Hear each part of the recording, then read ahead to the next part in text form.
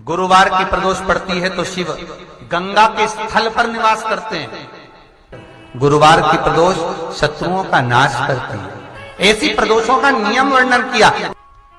फिर लिखा शिव महापुराण में, बड़ा सुंदर लिखा वेदव्यास जी ने।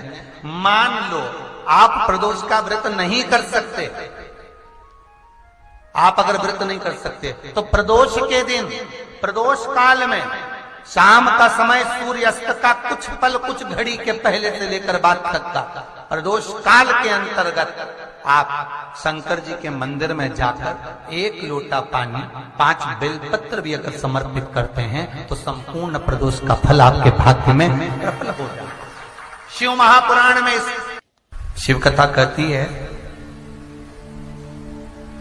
नंदी का एक पांव जो ऊपर होता है, आप लोग दर्शन करे होंगे शंकर जी के मंदिर में नंदी के, तो नंदी का एक पांव उठा हुआ होता है, एक पांव नीचा की ओर होता है।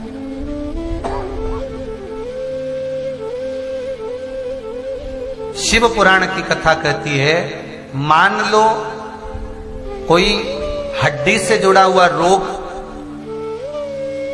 नेत्रों से जुड़ा हुआ, मस्तिष्क से जुड़ा हुआ कोई रोग रहता है, तो एक नीले कलर का फूल आता है महाराज, उस फूल में हल्दी डालकर गुरुवार का प्रदोष पड़ने पर जो नंदी के पांव के पास समर्पित कर देता है महाराज, उसका रोग धीरे धीरे समाप्त होने लगता है। लिंग पुराण कहती है कि नंदीश्वर भगवान के सामने जो पुष्प समर्पित करा जाता है उसको, ये तो लिखा था स्कंद पुराण और शिव पुराण। लिंग पुराण कहती है जो फूल आपने समर्पित करा उसको लाकर पानी की बाल्टी में डालकर आप स्नान भी कर सकते हो, उससे भी हड्डी के जितने रोग होते हैं उसमें आराम लगने लगा। जैसे कहीं शरीर नहीं चल रहा, हाथ झुन्न पड़ रहा है, हाथ काम नहीं कर रहा, हाथ में झुंझुनी आ रही है, कंपन आ रहा है, उसमें भी ये प्रयोग काम। पर होना चाहिए बृहस्पतिवार की प्रदोष। कौन से वार की? बृहस्पतिवार, गुरुवार की प्रदोष। प्रदोष के दिन यदि आपको कहीं से शमी पत्र मिल जाए, प्रदोष के दिन यदि कहीं से आपको शमी पत्र मिल जाए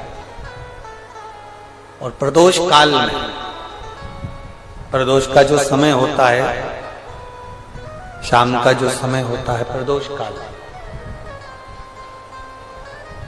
4 प्रदोष 5 प्रदोष आप कर देखिएगा कि आपका कोई काम है, कोई नौकरी के लिए आप अप्लाई कर रहे हैं, कोई समस्या बड़ी विकट आ गई है, कोई तकलीफ विकट आ गई है, कोई समस्या विकट आ गई है, प्रदोष के प्रदोष काल में अगर एक शमी पत्र भी आप घर के शिवलिंग को, अब ये करने के लिए आपको मंदिर पे शिवलिंग नहीं जाना, अपने घर में जो शिवलिंग, चाहे वो स्फटिक का हो, पारद का हो, कंकर शंकर का हो, लकड़ी का हो, जो शिवलिंग तुम्हारे घर में, कांच का हो, चाहे वो नर्मदा के कंकर का हो, नर्मदेश्वर हो, पाषाण का हो, जो शिवलिंग चांदी का हो, सोने का हो, तांबे का हो, पीतल का हो, जो शिवलिंग तुम्हारे,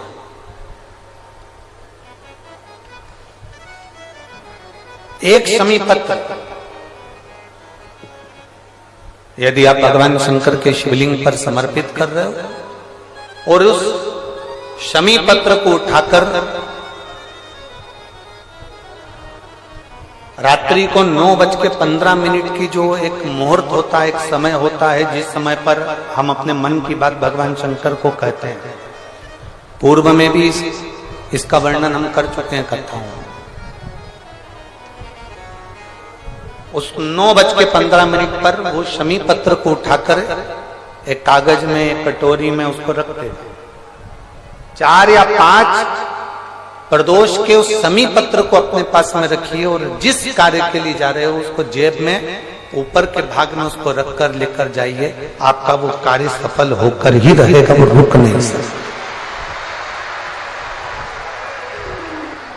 शमी पत्र में इतना बल होता है, प्रदोष का जो शमी पत्र होता है वो बड़ा बलवान होता है, बड़ा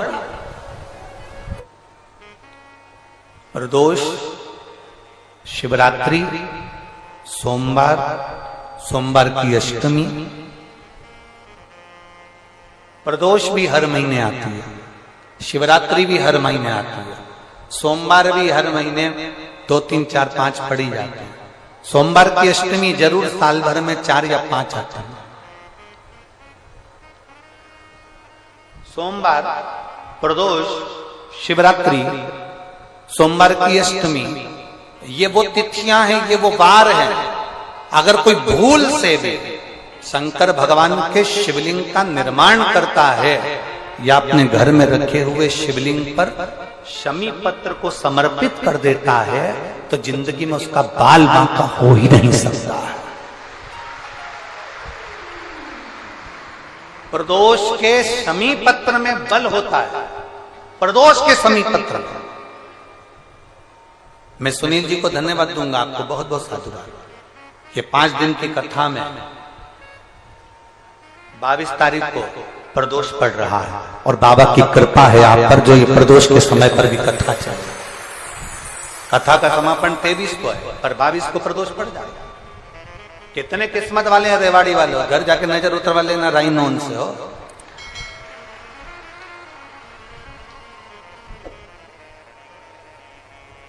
शिव की कृपा कितनी है आप पर, जरा विचार करिए।